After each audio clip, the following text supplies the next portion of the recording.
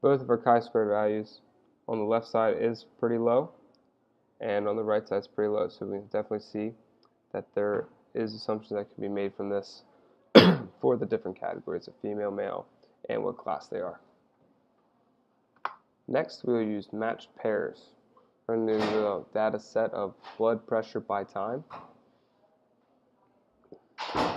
We go to the B's on this. And blood pressure by time. This will allow us to compare the blood pressures by time of the same individuals who got their blood pressure at the AM as that of got their blood pressure at the PM. Different blood pressure, it is important to use matched pairs to make sure that we're not comparing apples to oranges. When we look at the charts, this will give us developed a mean and upper and lower control limits. So for this, we will go to Analyze, Matched Pairs, and we will use both of these, AM and PM, as our matched pairs. And here, what we can see is that the X represents the difference between our two blood pressure groups at the different times. The red arrow, if you want to see the labels for each X if necessary. In this case, it's not necessary. So next we will go over fit model, and we're using the data set of body fat. So we click on body fat here. See, this is a huge data table. Fit model allows us to take two or more variables and combines them to make a line to predict another variable. We are going to use the data called body fat. In this data set, we want to see how we can best predict body fat based off other variables like height and weight. JMP will come up with a graph for each individual variable plotted against each other for body fat, and will come up with a graph and equation for all the factors combined against body fat. The most useful part of this tool is that at the bottom it will tell you which factors contribute the most. So we go to Analyze, go to Fit Model, and we can really pick any of these, but we're doing percentage of body fat, so we're definitely going to click that one. And we can height and weight, we know will be pretty good factors put in there. But we could also use something that might not be as big a factor, like knee and ankle. We'll just use ankle. So that one probably won't help us predict.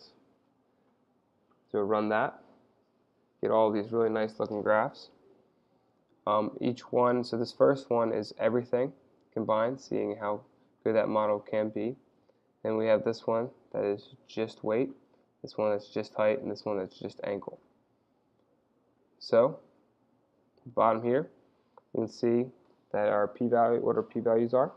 So for weight, super great p-value. For height, super great p-value, very low, so we can definitely reject these two. This one's still low enough to where it does help our model, but anything that's about this high, we may not want to use it for a final model. So next we will go to control charts. We'll use bottle tops. We will go to Analyze after we get to our data bottle tops. So, bottle tops. So we get here, we go to Analyze, and we go to Quality and Process and Control Chart Builder. In this window, you will need to drag and drop conforming to the Y category and sample to the subgroups. So conforming to the Y, a little glitch there, and sample to the subgroups. So there you get your control chart. The green line shows us the calculated mean, while the red line shows the upper and lower control limits. If you find that 3 or more data points lie outside of the control limit, that means that the data is out of control. This may mean that your machine on the production floor needs to be calibrated, or that there is some human error. On the far right of the chart, it looks as though we can move in our control limits because the data points have less variation. There are many different kinds of control charts that are used for different types of data, and there are R charts that are used to monitor the average range of the data. We're not going to go over all that. But For our next thing we're going to go over is protoplots. And we're going to use, for protoplots, we're going to use the failure data in SAS JMP. So there's a couple different failure data. We're just going to use the normal failure right there. Protoplot, we will need to go to Analyze, and then go down to Quality and Processes, and go to Protoplot. In this window, failure goes on the y-axis, and N goes on into frequency.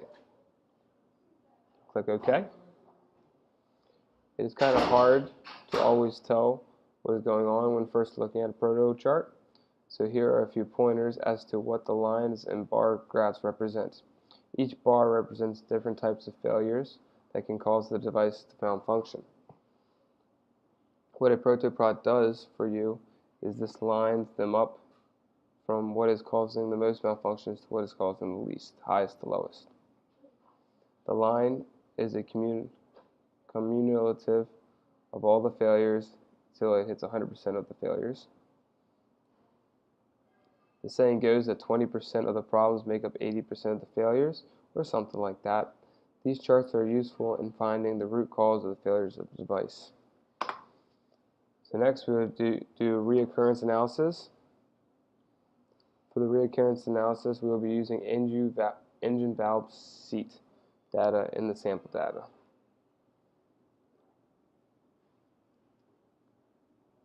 Engine valve seat, right there. For using this data, we will need to go back to analysis, then to reliability and survivability, then reoccurrence analysis. Reoccurrence analysis. In this window, we will put engine ID, NID, age, and cost into cost. Then click OK. You have two different types of graphs here. In the first graph, we see that each line indicates a different engine, and the dots on the line represent the time which the engine needed to be repaired. The lines without any dots means that the engine was never needed to be repaired. The graph below has some more valuable information on it.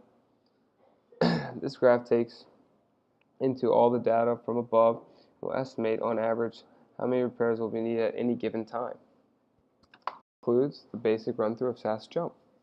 SAS JMP has many other useful tools like DOE, sign of experiments, and customer research. There's also a lot more things that you can do with the topics that we discussed, and the ones that were not included in this introduction to SAS. Hope this was helpful, and I hope you have a great time using SAS JMP in the future.